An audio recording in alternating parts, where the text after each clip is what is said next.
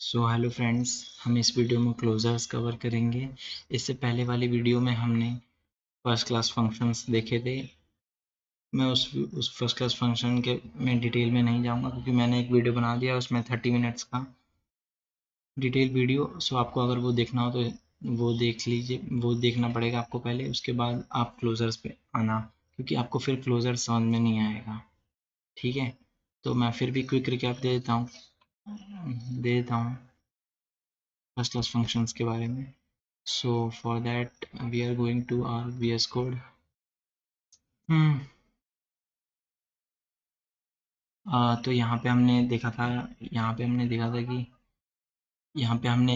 यहाँ पे हमने देखा था कि फर्स्ट क्लास फंक्शन वो फंक्शन होते हैं जिनको हम वेरिएबल की तरह ट्रीट कर सकते हैं। मीन्स हम उसको डाटा स्ट्रक्चर्स की तरह स्टोर कर सकते हैं, हम उसको रिटर्न कर सकते हैं एज ए नंबर। फंक्शंस को भी हम रिटर्न कर सकते हैं और हम उनको दूसरे फंक्शंस के अंदर पास्ड एज आर्ग्यूमेंट की तरह भी पास कर सकते हैं उनको, और उनको असाइन भी कर सकते हैं वेरिएबल के इक्वल्स टू में। ठीक है, सो यहाँ पे टाइप वन है storing a function as a variable. तो यहाँ पे हमने एक हेलो नाम का एक फंक्शन बनाया है जिससे जो जो कुछ प्रिंट स्टेटमेंट प्रिंट करता है। उसके बाद हमने उस हेलो को, उस फंक्शन को यहाँ पे वेरिएबल के इक्वल्स टू में स्टोर कर दिया है। ठीक है, उसके बाद हमने वेरिएबल को कॉल किया है जिससे इनडायरेक्टली ये फंक्शन कॉल हो गया है। ठीक है, ये था टाइप वन। अब type two, passing a function as an argument in other function. Passing a function as an argument in other function. Okay, so यहाँ पे हमने एक फंक्शन बनाया क्यूब नाम का, एक फंक्शन बनाया स्क्वायर नाम का।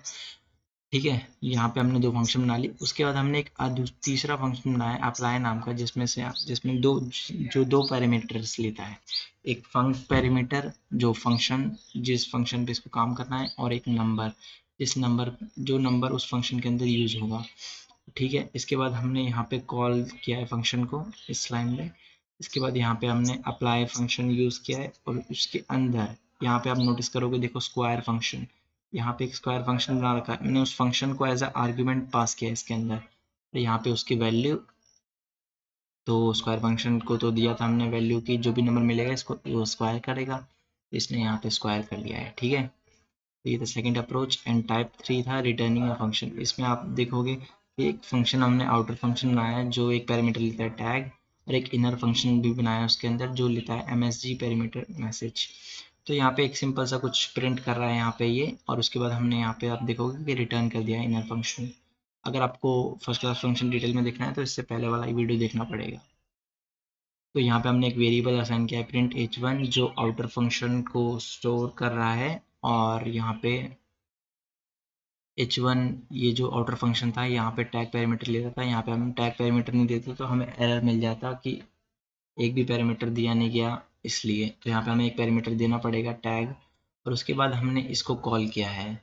और मैसेज, अब यहाँ पे आप देख सकते हो कि इनर फंक्शन भी msg आर्ग्यूमेंट ले रहा है, एक आर्ग्यूमेंट ले रहा है यहाँ पे, और या फिर पैरामीटर, तो उसको भी हमें यहाँ पे देना पड़ेगा जब इस वेरिएबल को हम कॉल करेंगे। तो यहाँ पे हमने वही हेलो बडीज दिया है, तो यहाँ पे वही हमने फंक्शन कॉल किया है। So getting back to our video on closures. So हमें इस वीडियो में क्लोजर्स जानने थे। ठीक है, सो पहले एक quick definition. A closure is a function that remembers a value given to its earlier, even after the place that gave it that value has already finished running and is long gone. इस line का मतलब यह है कि जैसे कोई एक function है, कोई जैसे आउटर फंक्शन है, उसके अंदर एक इनर फंक्शन है। हमने एक वेरिएबल बनाया आउटर फंक्शन के अंदर, और वो इनर फंक्शन के अंदर नहीं है। उसके बाद हमने इनर फंक्शन के अंदर से उस आउटर फंक्शन वाले वेरिएबल को कॉल किया, तो वो कॉल हो गया। और क्योंकि विदाउट उस इनर फंक्शन के अंदर कोई वेरिएबल नहीं था। ये ऐसा इसलिए हो पाया क्योंकि एग्जिस्टेंस ऑफ क्लोजर की वजह से। ओके, सो क्लोजर्स एक तरह से वो है जो हमें मतलब हमारी कोड की रियूजेबिलिटी बढ़ाता है, और जैसे हमें बार बार एक ही फंक्शन या फिर कोई भी वेरिएबल या फिर फंक्शन क्रिएट करने की ज़रूरत नहीं है अगर वो आउटर फंक्शन में या फिर इससे ऊपर वाले फंक्शन में प्रेजेंट है। हम बस उसको एक्सेस कर सकते हैं और उसकी वैल्यू प्रिंट भी कर सकते हैं। यहाँ पे मैंने एक रियल लाइफ एग्जांपल लिया है, आप देख सकते हैं। तो आप अगर इसको पढ़े तो आपको खुद ही समझ में आ जाएगा, वरना मैं भी पढ़ के बता देता हूँ। Every morning your mother PACS your tiffin and tells you eat the pickle only after 1 PM not before. तो यहाँ पे आपकी मम्मी ने आपको इंस्ट्रक्शन दे दिया है, आप अपने आप को एज्यूम करें कि आप घर पे हो और आपकी मम्मी जॉब करती है। आपकी मम्मी ने सुबह खाना बनाया और वो आपको इंस्ट्रक्शन दे दी कि आप 1 बजे अपना खाना खाइए, आप अचार खाइएगा, ठीक है, उससे पहले नहीं, ठीक है। उसके बाद she then leaves for work, her job packing plus instruction is done and finished, she is no longer standing next to you. So आप आपकी मदर जो है वो ऑफिस चली गई हैं, वो आपके पास नहीं, आप बस अकेले हो घर पे। And but at 1 PM you still remembers exactly what she said and you only follow it even though she is not there anymore। But 1 बजने के बाद भी आप मदर की इंस्ट्रक्शन जो आपको दे के गई थी मम्मी, उसको आप फॉलो करते हो इवन दो आपकी मदर जो है वो वहाँ पे नहीं है, वहाँ पे प्रेजेंट नहीं है, आप अकेले हो। आप फिर भी उसको आपको मदर की इंस्ट्रक्शन रिमेंबर याद रहती है और आप उसको फॉलो करते हो। वैसे ही क्लोजर को समझो, ये जो क्लोजर फंक्शन होता है, जो इनर फंक्शन होता है, उसके पास कोई ऐसा वेरिएबल नहीं होता, कोई वेरिएबल या कोई फंक्शन नहीं होता, बट वो फिर भी आउटर फंक्शन का वेरिएबल और फंक्शन एक्सेस कर सकता है और यूज़ कर सकता है। तो यहाँ पे मदर जो थी वो आउटर फंक्शन थी, ये एक बार रन हो गया, उसके बाद कंपाइलर जो इंटरप्रेट करता है कोड, वो नीचे चला गया, एक बार ही रन होता है, ठीक है। उसके बाद हर इंस्ट्रक्शन द रिमेंबर्ड वैल्यू, यहाँ जो उन्होंने इंस्ट्रक्शन दी थी तुम्हें, वो रिमेंबर्ड वैल्यू जो तुम्हें याद रही, और you at 1 PM dinner in function, आपने अपना काम किया जो आपको बोल के गई थी आपकी मदर, ऐसे, ठीक है।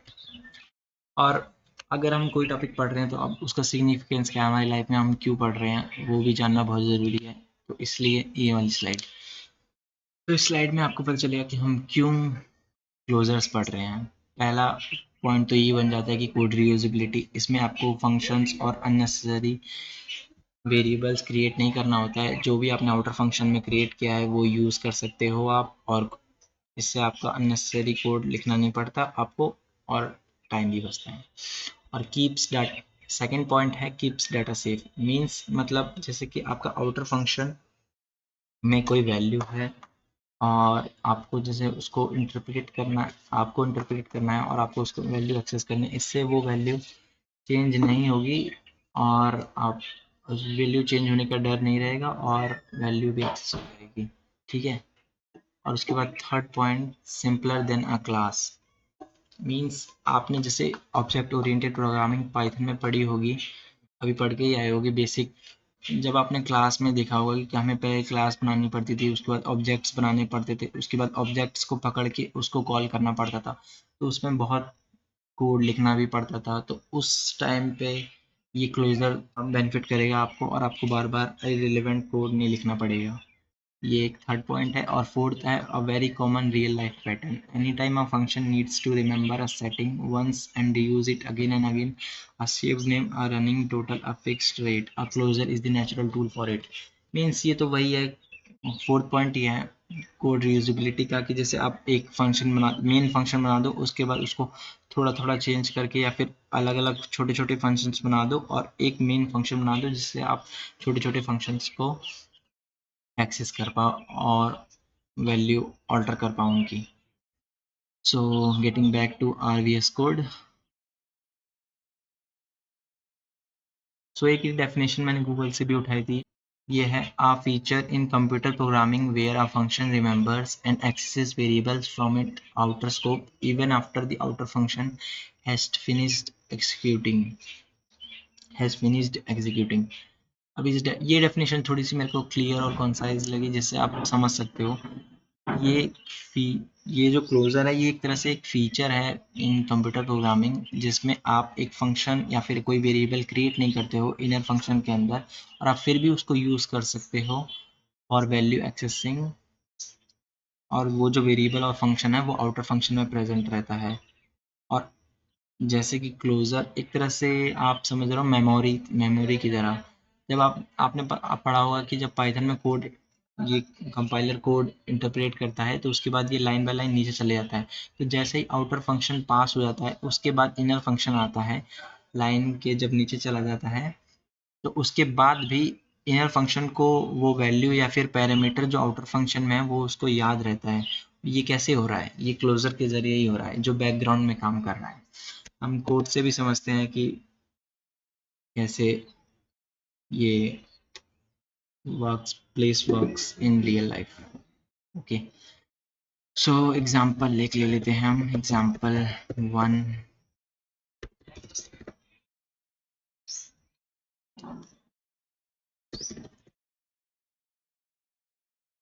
तो यहाँ पे डेफ कीवर्ड का यूज करके हम एक बना देते हैं। क्या बनाए? फंक्शन का नाम ग्रीट क्रिएटर। ग्रीट क्रिएटर नाम से एक हमने फंक्शन बना दिया जो एक पैरामीटर लेगा नेम नाम का। ठीक है, इसके बाद हम इसके अंदर एक इनर फंक्शन बनाएंगे ग्रीट नाम का।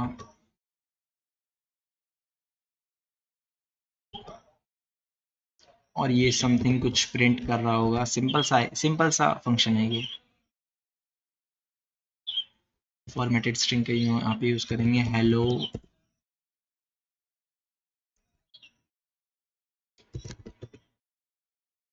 Name parameter. अब देखो यहाँ पे, जैसे आपने देखा होगा यहाँ पे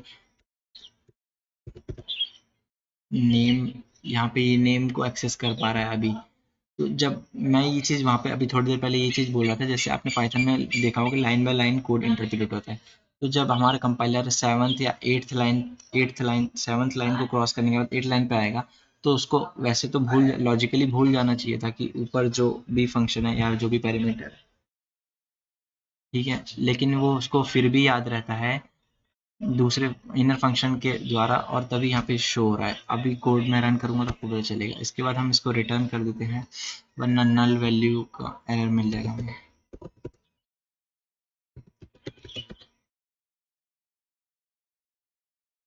इसके बाद एक वेरिएबल बना लेते हैं ग्रीट प्रशांत नाम का। क्या रहेगा? ग्रीट क्रिएटर,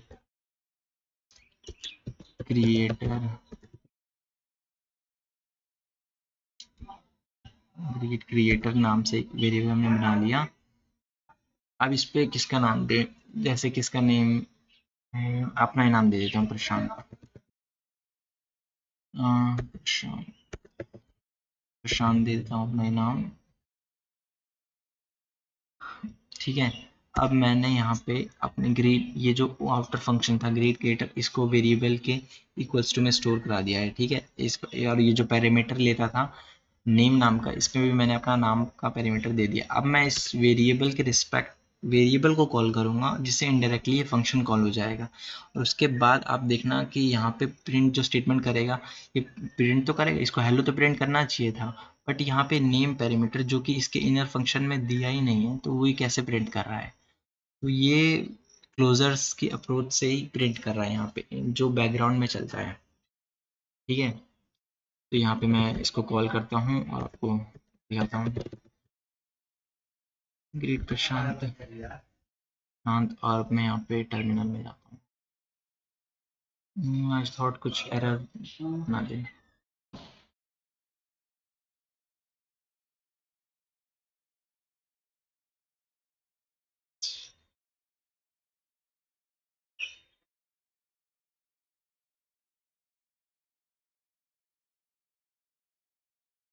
देखो, इसने हेलो प्रशांत प्रिंट कर दिया। सो यही मैं कह रहा था, यहाँ पे मैंने वेरिएबल के रिस्पेक्ट में इससे क्या नाम है, इस जो पैरामीटर मैंने आउटर फंक्शन में पास किया है, और लेकिन मैंने यहाँ पे जो इसने स्टेटमेंट प्रिंट करी है वो तो इनर फंक्शन में थी फिर भी, और इनर फंक्शन के अंदर एक पैरामीटर था जो आउटर फंक्शन में था, वो भी इसने प्रिंट कर दिया। तो यही था क्लोजर का सिग्निफिकेंस। आपको पता चल जाएगा कि क्लोजर बैकग्राउंड में काम करते हैं और एक मेमोरी एलोकेशन करते हैं। After that the outer function has just finished the execution. Okay. So यहाँ पे एक थोड़ा सा टफ एग्जांपल लेते हैं जिसमें थोड़े पैरामीटर काम कर रहे हो, पैरामीटर ले रहे हो, जिससे आपको थोड़ा और समझ में आ जाएगा।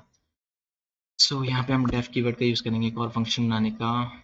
ये सेकंड एग्जांपल है क्लोजर्स के लिए समझने के लिए।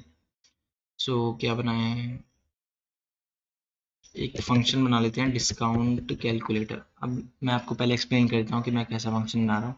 मैं यहाँ पे एक फंक्शन बना रहा हूँ, एक डिस्काउंट कैलकुलेटर फंक्शन, जिसमें हमें जैसे कि हम मान लो कि मैं स्टोर ओनर हूँ और मैंने अपने सारे आइटम्स पे 20% सेल लगा, 20% डिस्काउंट लगा रखा है, ठीक है।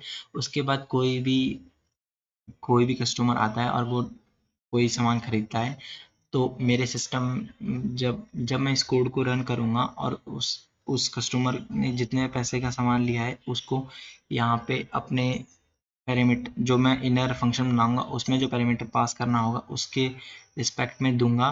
तो फिर देखना कि मेरा जो इनर फंक्शन है जो मैथ करेगा पूरी, वो डिस्काउंटेड प्राइस उसको शो कर देगा जितना उस कस्टमर को मुझे पे करना होगा, ठीक है। तो मैंने क्विक वॉक थ्रू दे दिया मेरे फंक्शन का जो मैं बनाने वाला हूँ। सो कैलकुलेटर जो यहाँ पे एक पैरामीटर लेगा डिस्काउंट परसेंट नाम से, ठीक है।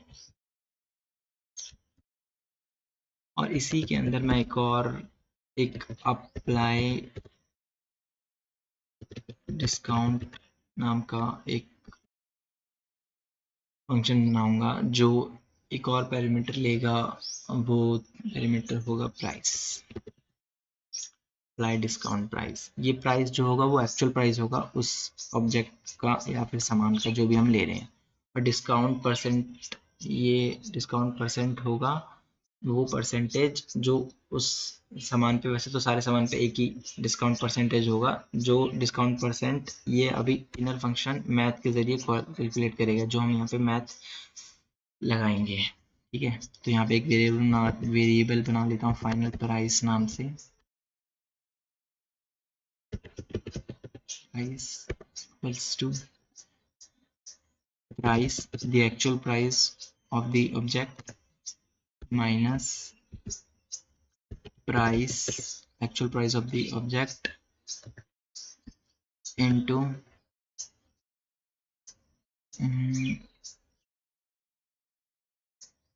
discount price, डिस्काउंट परसेंट, ठीक है, यहाँ पे शो कर दिया, ठीक है। तो यहाँ पे हमारा एक्चुअल प्राइस जो होगा वो डिस्काउंट परसेंटेज जो भी हम सेट करेंगे उसमें से इंटू होगा। और ये तो सिंपल मैथ ही है, कितना डिस्काउंटेड पैसा माइनस करना है एक्चुअल प्राइस से, ठीक है। ये तो आपको पता ही होगा। मैंने एज्यूम किया कि आपको नहीं पता होगा, ऐसे बता दिया। वैसे आपको पता होगा, वैसे आपको पता ही होगा, ये तो अंडरस्टूड ही है। ओह, इसके बाद हम इस फंक्शन को रिटर्न कर देंगे ताकि हमें नल वैल्यू का एरर फिर से ना मिले। Return final price. इसके बाद हम इस फंक्शन को भी रिटर्न कर देंगे, return apply discount, okay then 10। अब यहाँ पे हम कैसी दो टाइप की सेल बनाएंगे। अब यहाँ पे हमें एक ऑब्जेक्ट जैसा बनाना है या फिर एक वेरिएबल बनाना है। हम एक वेरिएबल बना लेते हैं दिवाली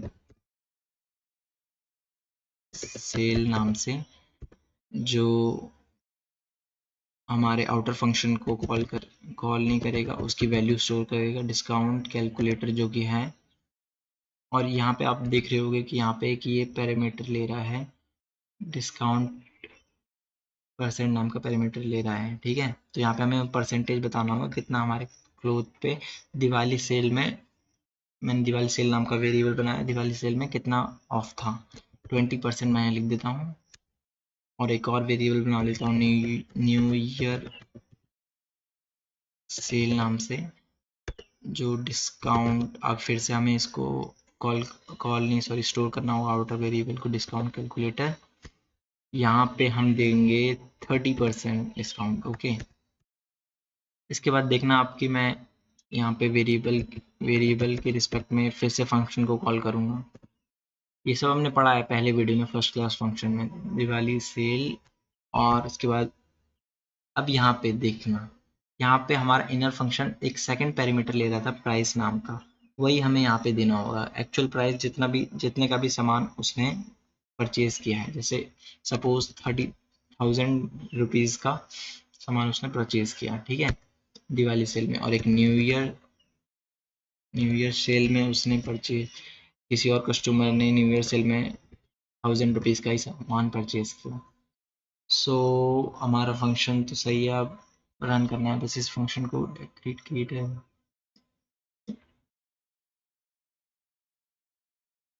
तो ऊपर वाले फंक्शन दिख रहा है अभी, इसको हमें कमेंट आउट करना पड़ेगा।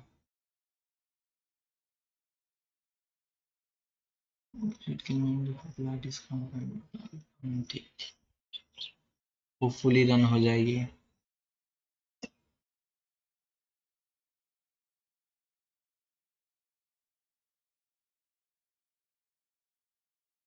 इसने वैल्यू प्रिंट, ओ शिट, एक चीज तो भूल ही गया मैं, यहाँ पे मैंने प्रिंट स्टेटमेंट का यूज नहीं किया।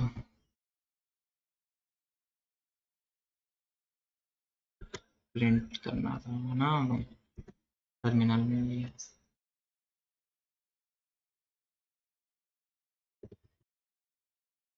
एक बार हम अपना कोड वापस रन करते हैं। देखो यहाँ पे 800 इसने वैल्यू प्रिंट कर दी दिवाली सेल के लिए। जो 1000 रुपये का हमने सामान खरीदा उस पर 20% डिस्काउंट करके 800 रुपये पे करने हैं, और न्यू ईयर सेल पे 700 रुपये, 30% डिस्काउंट था क्योंकि। तो फ्रेंड्स यही था क्लोजर का explanation with 2 examples of function, और थ्योरी भी मैंने समझाया पीडीएफ के जरिए आपको।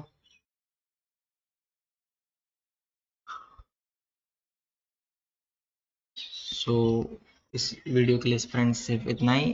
अगर आपको वीडियो ये अच्छा लगा हो तो प्लीज़ लाइक शेयर और सब्सक्राइब करना चैनल। अगर अच्छा ना भी लगा हो वीडियो तो ऑल गुड, आप बस मुझे एक सिंपल सा कमेंट कर दीजिएगा, जिससे मुझे पता चले कि मुझे कहाँ पे इम्प्रूव करने की ज़रूरत है, या फिर मेरी एक्सप्लेनेशन कहाँ पे कुछ गलती है। Thank you friends for this video.